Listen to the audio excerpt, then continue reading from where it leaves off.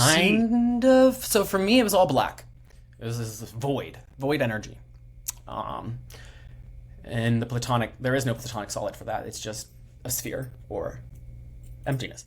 But then there was spirit, or the dodecahedron, or tachyon energy, which it came through my body. Like, I literally remember feeling it go into my spirit, if my spirit was a sphere as well of light. And that's how I'd like to explain it, almost like what we see as a star from a distance.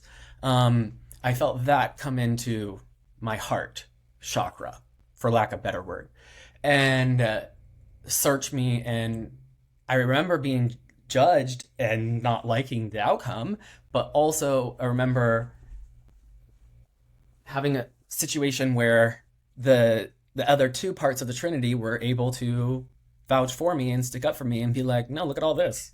What are you talking about? This is just something that happened. This isn't who he is. And that helped me a lot to get out of the situation I was in, because that's when I recognized that. And also, too, the funny thing is the dream, now that I'm thinking about it, it was during that.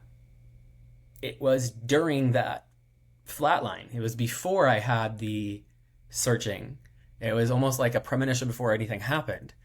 So that's interesting. I never really put those two together. I think because I just organized all of my health files and all of my prior work experience into my wardrobe, and I went through it and was like, wow, that is my timeline.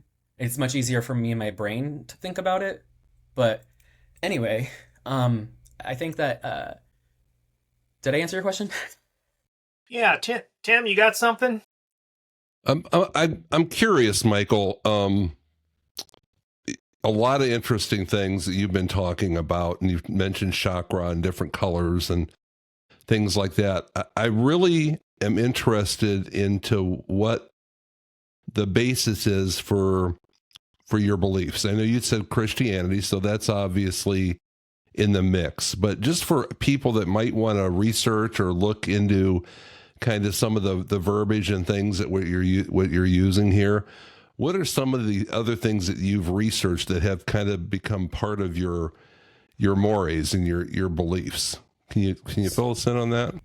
Absolutely. So I watched a video when I was like 23 called The Flower of Life.